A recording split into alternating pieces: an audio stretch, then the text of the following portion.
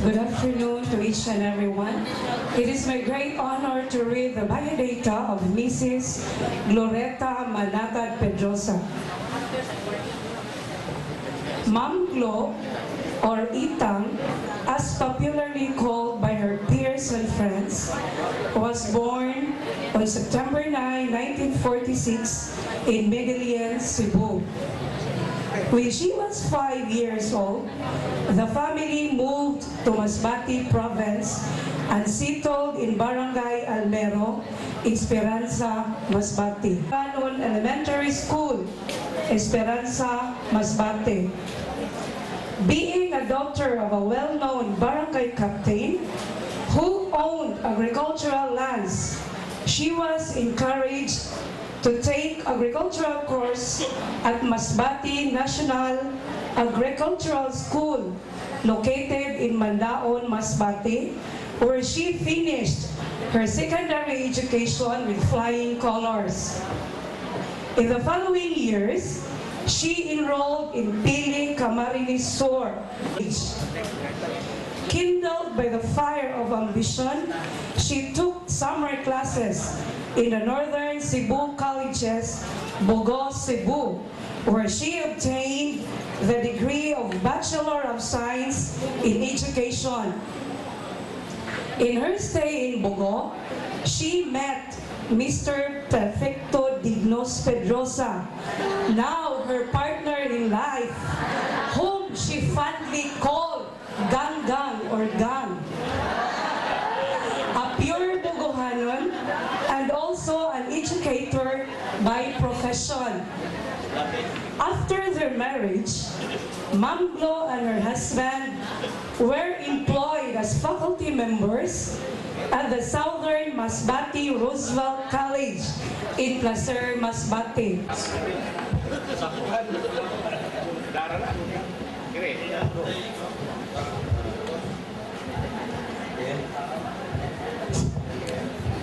The Bogo Public School Teachers Association, Bogo District 1, awards the Certificate of Merit to Gloreta Manatad Pedrosa, who patiently and selfishly and meritoriously served the Bureau of Public Schools for 26 years. In recognition of such service as a model, a beacon light, and a challenge to every teacher to strive more in behalf of the youth, whose character be molded carefully to serve as the solid foundation of our enlightened citizenry.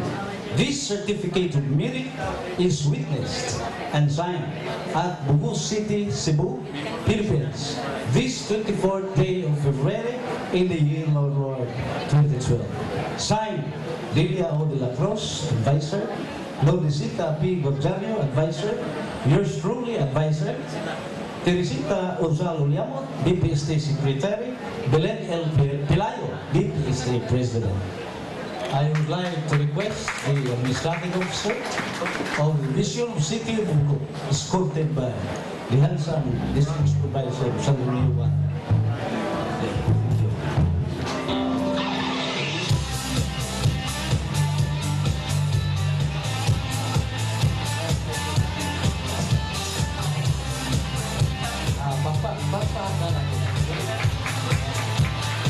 Mrs. Adelina M. Pedrano, the reader, Mrs. Sarah M. Mijares, Master Teacher 2 of Nailon Elementary School. Who has gone physically seems to be one of the hardest tasks assigned to me. Not only because I will not be able to see her anymore, but also because of the 15 long years of being together in one institution. The laughter, joy, pain, and sorrow we have shared are really too difficult to vanish in my mind. My friends, the late Mrs. Avelina Masong Pedrano first saw light on the dawn of March 12, 1951. She was the fifth of the 11 children of the late Mr. Beato Hilig Masong of Gairan, Bogo, Cebu, and Mrs. Ponciana Negro of Bongtod, Bogo, Cebu. She finished her elementary education at Gairan Elementary in the year 1963, while her high school days were spent at Cebu Roosevelt Memorial Colleges. She spent her college days at Cebu School of Arts and Trades, where she was able to earn her college diploma, the Bachelor of Science in Industrial Education. Her first teaching assignment was at Madre de Dios Provincial High School. After several years, she was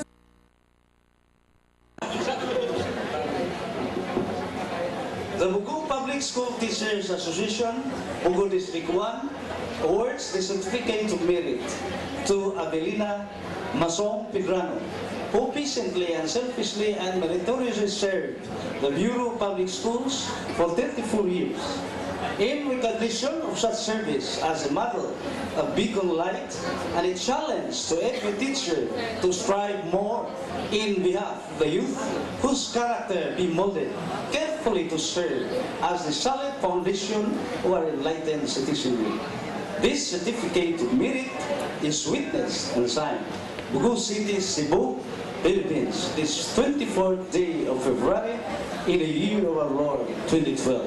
Signed, Advisor Mrs. Delia de la Cruz, Lodicita P. Guardiano, yours truly, Teresita Oliamot, BPST Secretary, Belen L. Pilayo, BPST President.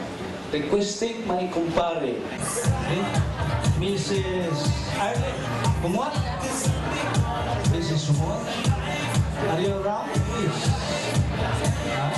Arlene. Yes, Arlene. So, Mr. Kumot. Kogwa.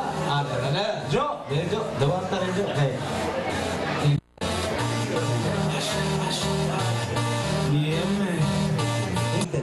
Or Beethoven composed music, or Shakespeare wrote poetry.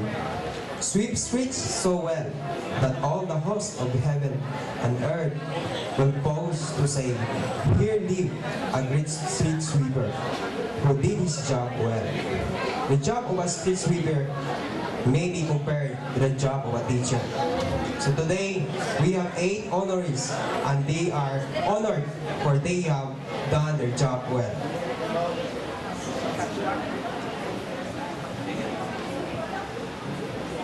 May I request Mrs. Norma M. Lebeden, our section head of the administrative section, Mr.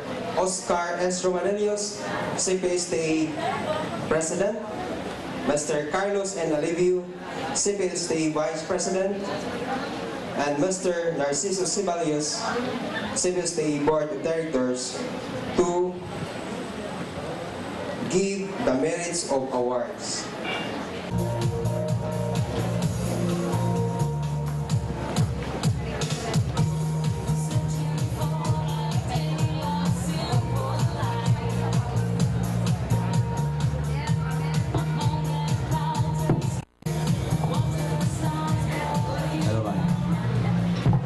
Before I will give this merit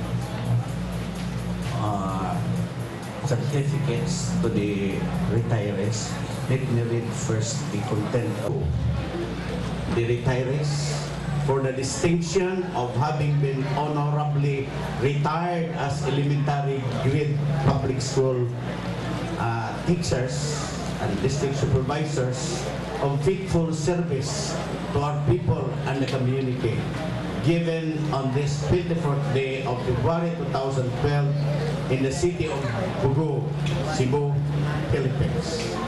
Signed, Board of Director, Gerardo Mantos, Salud Luna, Secretary, Feliciano Tijano, CPSTA Manager and the President. This will be given to each of them who are members of the CPSTA.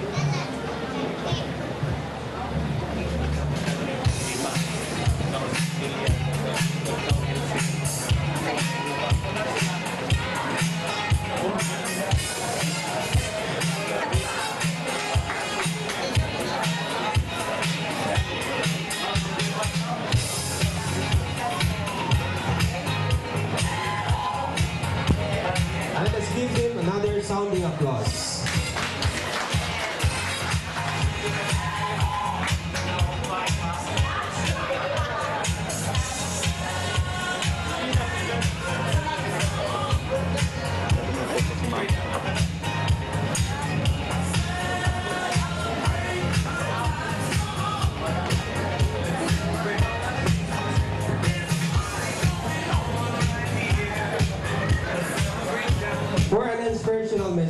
Let us welcome again our CPSTA President, Dr. Oscar S. Rocadillo. School teachers of San Remigio District 1, the administrators, teachers, retirees, and most of all to our affable, the most approachable and respected man of Bohol City. Ngadto sa atong mga magtutudlo na karon akong nakita dako na kaayong diferensya for just a period of pila pa kung katuig na biya din his District 1. Ako nakita nga naay uban nga dagkong lawas pero tungod sa ilang sinina murag ni gamay kanang kapuwa. No? Dunay nagpa-copier akong tanaw mga batanon pero natiguang hinoon. Dunay tiguang nga nagpa-make up ni bata-bata. No? Ingon di ana ang changes in life. Pero ang wa gyud mausab hangtod karon mistiso ang atong mayor kining ato sadya board of directors sa CPSTA Vice President. Ang usa day ka technique na you will live longer and you will be on the portion wherein you will be getting younger is when you will be kissing babies. No? Babies. Pero tiguang imong hagkan, matiguang sa ka. Look at Mr. Alivio. Bata kayong now, marag ibol pa amot lang, kaya wak man may magkuyog po. Ano na yung problema? Kung nagkuyog pa may, that would be manifested. Sila Sir John, sige na silang kuyog isa at tarong sa parker. Asa mo ng parker, right? Ako mo na nakatultol sa unan, nalimot na magkaroon. Mao na siya, ang tiguang, malimot, ang mga batanon, kung malimot, pait kayo na. And this is the message I would like to put across with our retirees, no? Ako gining ituyo yun ogda na ako'y note parehas sa present ba na agyo'y note para di malimot, no? And here is one. Daghang gani siya, murag 50 ka buok, pre. Tuwa, usang batanon luyo, kanang ang tinuoray di ay kung malimot ka, you must have listing para nga naagyod kanunay imo na siyang madada. That is why I've got this, hapit na gani ni madunot, pero I have this because I know this will help our retirees and the incoming retirees. Kanang mga tiguang og edad, bata og naong. Muna yung mga almost to retire kaya ang uban nga mo retire nga kuha na yun, wala naman hinungdan na may ubang mo retire, di pa retirement age. Muna yung Sir kaning Arnaldo may nungdong ko, if you will retire ahead of your age, meaning to say you're dead. Bantay mo na. Okay, so the first item to the retirees. Focus on enjoying people, not on indulging or accumulating material things. Why am I saying this? Because when you retire, you will have money.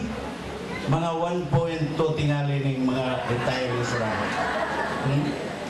Bahinan ko yun marag-arag. So do not try to think of material things. Huh? Why? Next item, tanawara. Plan to spend whatever you have saved. You deserve to enjoy it. And a few healthy years you have left. Travel if you can afford it. Don't leave anything to your children or loved ones to quarrel about by leaving something.